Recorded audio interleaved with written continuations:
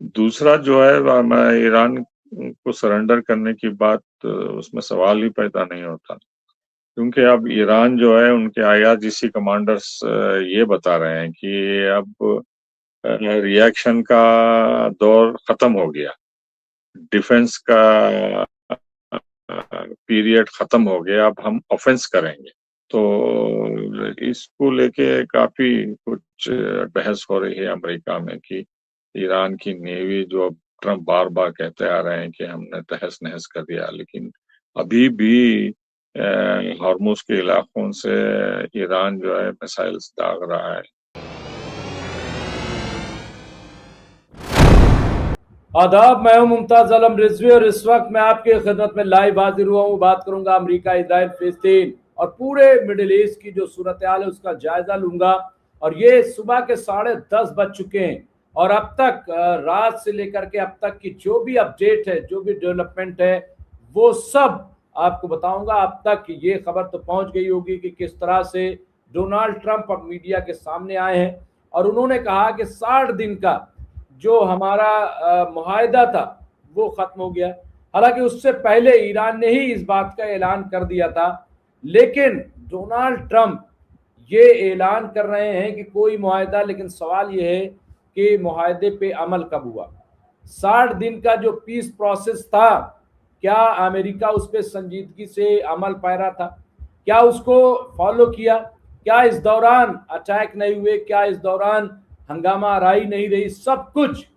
तो कैसे इस पे यकीन किया जाए? कई बड़ी इंपॉर्टेंट खबरें, कई अहम खबरें हैं। उनमें से एक खबर देखिए, मैं इसराइल के हवाले से बात करूंगा क्योंकि इसराइल में चुनाव है और चुनाव से पहले जिस किस्म की हैवानियत या वहां पे जिस किस्म की बातें सामने आ रही हैं वो बहुत ही खतरनाक किस्म की हैं।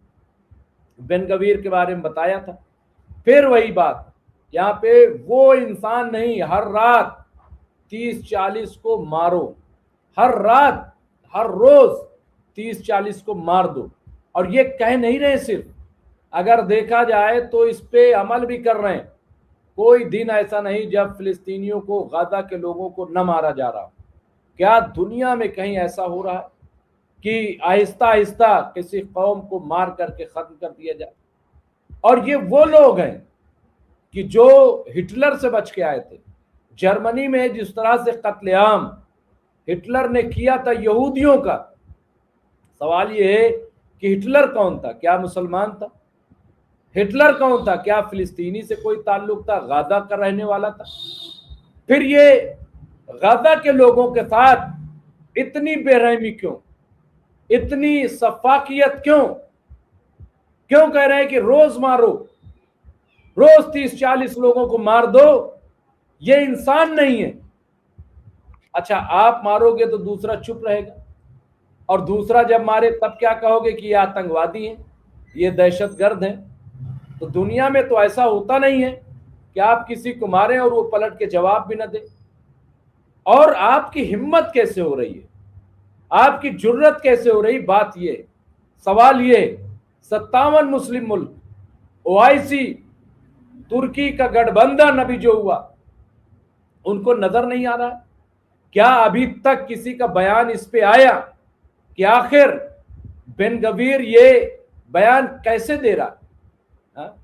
बेन गवीर जो है ये पहली बार नहीं, बल्कि आप लगातार इसकी शैतानियत देखिए। बेन गवीर ने कहा कि मैं पूरे गाजा को अपना मानता हूं। उनका कहना है कि वो चाहते हैं कि फिलिस्तीनी अधिक से अधिक संख्या में वहां से चले जाएं ताकि पूरे इलाके में इजरायली बस्तियां बसाई जा सकें। अच्छा, पूरा तो अब फिलिस्तीन, फिर ग्रेटर इजराइल, फिर पूरी दुनिया, और दुनिया तमाशाई बनी रहेगी। आप जो है ये सब करते रहोगे और फिर कहोगे कि साहब हम तो बड़े मजलूम हैं, हमारे साथ तो ये हो गया, हमारे साथ तो वो हो गया। अब यहाँ पे कई सवाल, हालांकि मैं और एक तरफ बढ़ रहा हूँ। यहाँ पे वोटर आईडी नियम पर ट्रम्प ने अमेरिका सिस्टम को घेरा, कहा भारत से सीखो। अब ये बयान आया है भारत से सीखो कि कैसे। इसके अलावा ईरान पर ट्रम्प का बड़ा ऐलान, परमाणु हथियार पर दी सख्त चेतावनी। इसके अलावा एक और बड़ी खबर जिसकी तरफ मैं जिक्र करूं, इशारा करूं, क्या 6 टुकड़ों में बढ़ जाएगा पाकिस्तान, इतिहास खुद को फिर से दोहराएगा। ये खबर है 6 टुकड़ों में नहीं बल्कि 12 टुकड़ों में 12 राज्य बनने वाले हैं पाकिस्तान के, और इस पे अमेरिका का पूरी तरह से कब्जा होगा। ये एक बड़ी सच्चाई है, बड़ी हकीकत है जो बहुत जल्द आश्कार हो जाएगी, बहुत जल्द सामने आ जाएगी। इसके अलावा यहाँ पे आप देखिए स्टेट ऑफ होर्मुज में क्या हो रहा है, उसका भी जिक्र करेंगे, क्योंकि स्टेट ऑफ होर्मुज में आप देखिए कि अब भी ईरान का ही कब्जा है। हालांकि बड़े दावे अमेरिका के हैं, अमेरिका की तरफ से बड़े बड़े दावे किए जा रहे हैं, लेकिन सच्चाई ये है जो ईरान कह रहा है, ऐसा मीडिया में। इसके अलावा अगर फिलिस्तीन की बात करें तो वहां पे बताया जा रहा है कि गाजा में 8 लाख लोग वो ऐसे बोसीदा टेंट में रहे, बहुत ही मजलूमियत के साथ। गाजा की कुल आबादी 23 लाख थी और 1 लाख के करीब लोग मारे गए, 2 लाख के करीब लोग जख्मी हैं और 20 लाख के करीब लोग वहां, और उनमें से अब 8 लाख ये रिपोर्ट आ रही, 8 लाख आप देखिए यहाँ पे कि किस तरह से 8 लाख ही कोई मामूली वो नहीं है, 8 लाख लोग, ये रिपोर्ट आई है कि वो ऐसी जगह पे रह रहे हैं जो बहुत बोसीदा टेंट है। लेकिन क्या दुनिया को फिक्र है? क्या कोई इस पे बोल रहा है? खामोशी छाई हुई है, सब भूल गए कि गाजा में क्या हो रहा है, गाजा में किस तरह का जुल्म हो रहा है। कोई बोलने के लिए तैयार, कोई कुछ कहने के लिए तैयार नहीं है। क्या इस तरह से दुनिया ये कह सकती, भाई आज यूएनओ है, क्या कर रहा है यूएनओ, क्या हैसियत है यूएनओ, इंटरनेशनल कोर्ट है, बिल्कुल है, लेकिन क्या मतलब है उसका। इसी तरीके से आप बताइए ओआईसी है, क्या मतलब है ओआईसी का, क्या कर रही ओआईसी। अभी तुर्की, पाकिस्तान, सऊदी अरब, इन्होंने एक डिफेंस डील की, मक्का डील, क्या फायदा है उसका। अगर आप जुल्म के खिलाफ एक लफ्ज बोल नहीं सकते तो इसके क्या मानी है, क्या मतलब है इसका। बेन गवीर कह रहा है रोज 30-40 लोगों को मार दो, रातों रात खत्म कर दो गाजा को, फिलिस्तीनियों को, और इस बयान के बाद सब चुप हैं। ये सही है कि ये चुनावी बयानबाजी है, लेकिन ऐसा हो भी रहा है, हर रोज गाजा में कत्ल किया जा रहा है। तो ये पूरी सूरत हाल है। और डोनाल्ड ट्रंप ने जो कहा कि साहब मुआहिदा खत्म हो गया, ईरान ने उससे पहले कहा, तो क्या सूरत हाल होगी।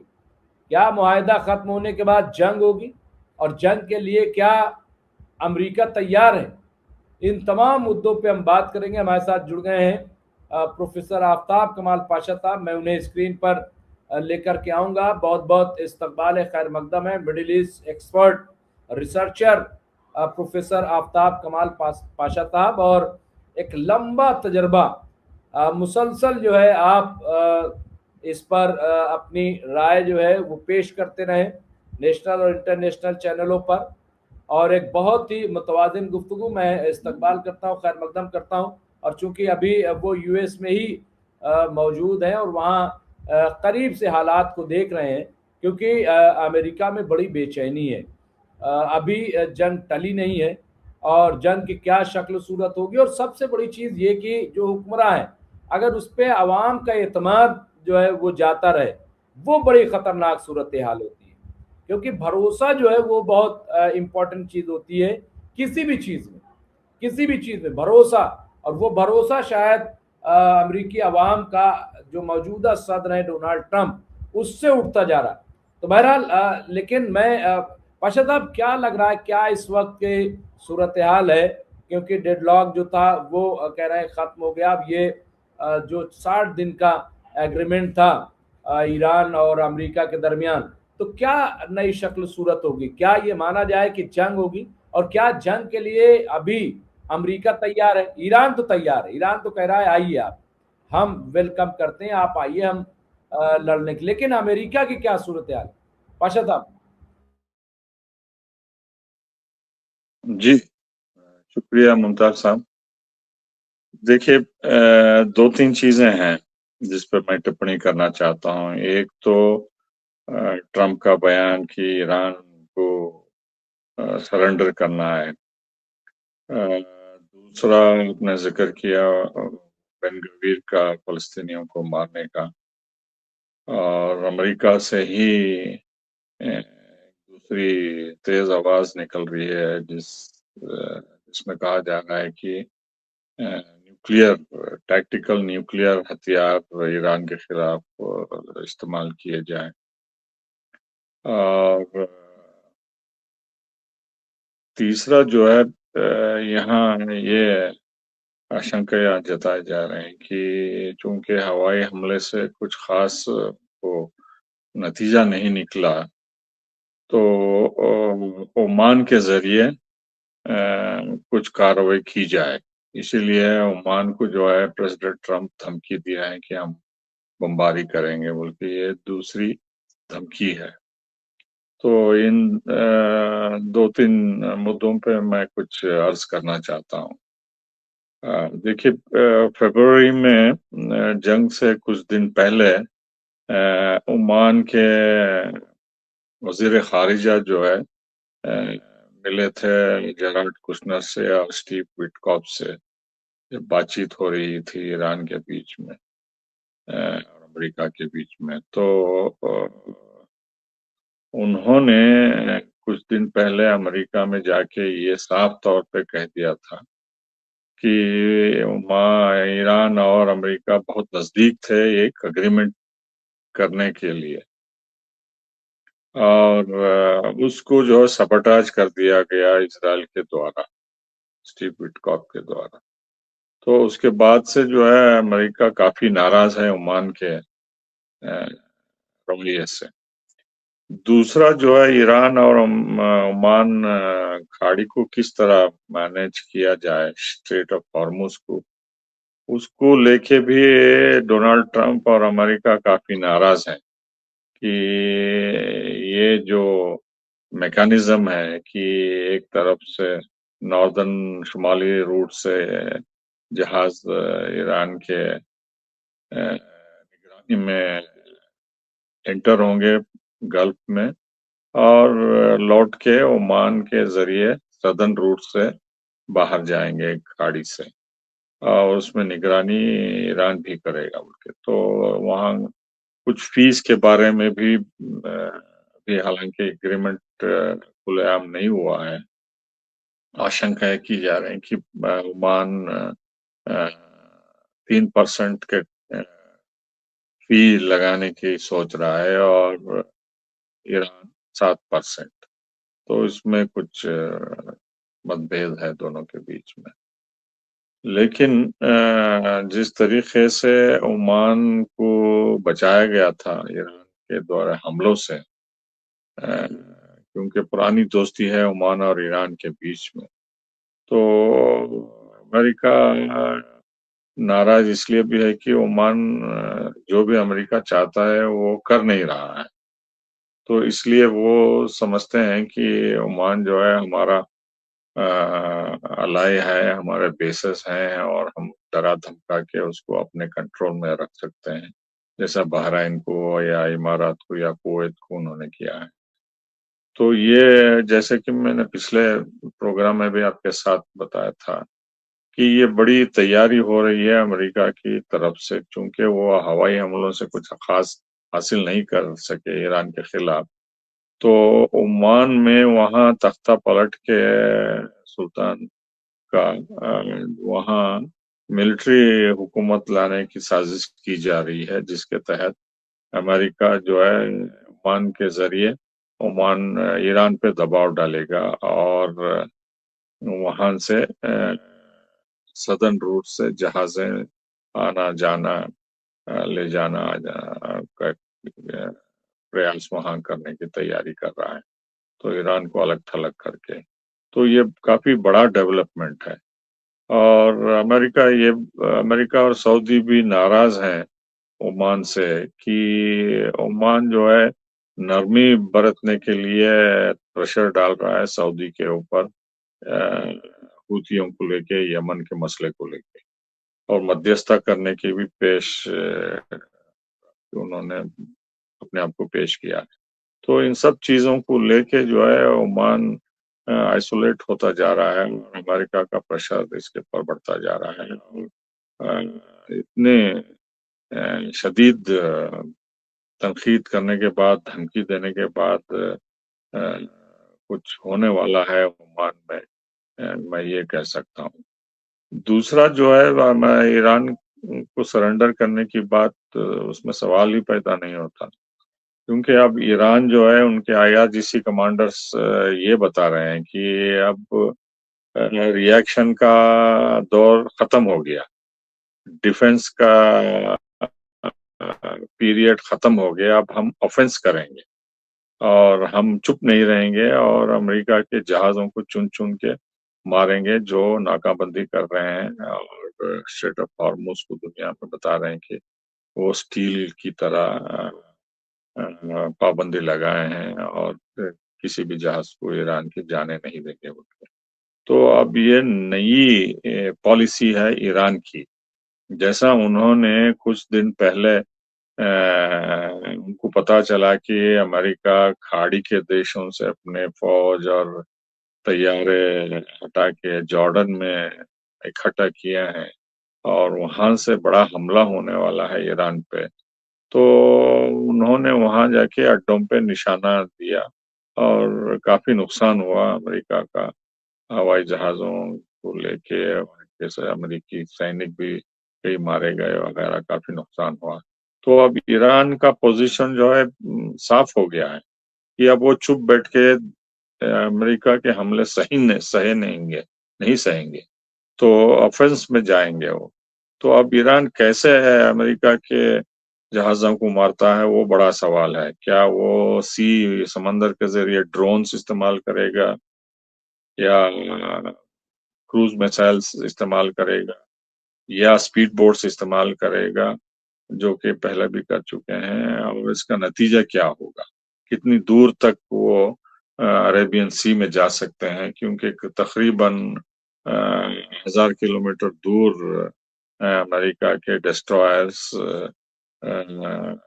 और एयरक्राफ्ट कैरियर्स, अब के अब्राहम लिंकन जा रहा है और जॉर्ज वाशिंगटन आ रहा है।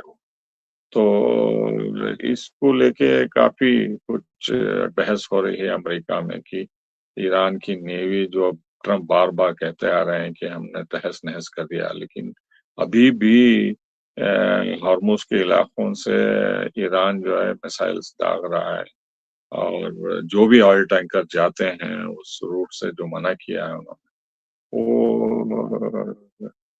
बंदर अब्बास और किस्म आइलैंड और दूसरी आइलैंड्स जैजिरों से वहां से बमबारी हो रही है। इसका मतलब कि 2 महीने से जो अमेरिका ने इन अड्डों पे बमबारी जो की है, उसका असर कुछ खास नहीं हुआ है ईरान के पर। अभी भी उनके पास मिसाइल्स हैं, स्पीड बोट्स हैं और ड्रोन्स हैं, और माइंस लेने डालने का भी अभी कुव्वत है।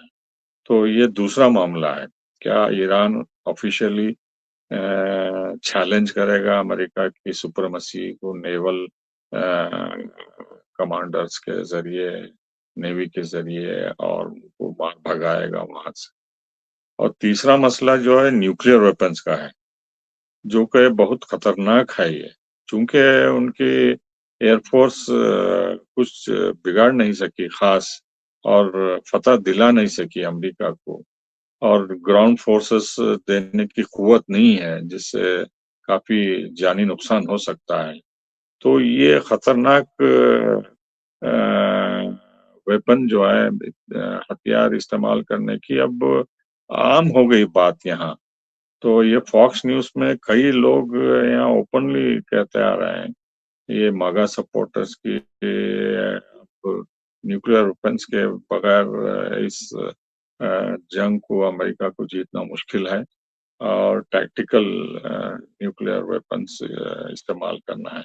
देखिए, 2 टाइप के न्यूक्लियर हथियार होते हैं। एक तो जो अमेरिका के पास जो क्रूज मिसाइल्स हैं, टमाहोक मिसाइल्स हैं, उसकी नोक में न्यूक्लियर वेपन्स डाल के मारना, जो कि एयरक्राफ्ट कैरियर से भी कर सकते हैं, और जो उनके अड्डे हैं या क्या बोलते हैं वो, जॉर्डन से या सबमरीन से लॉन्च कर सकते हैं।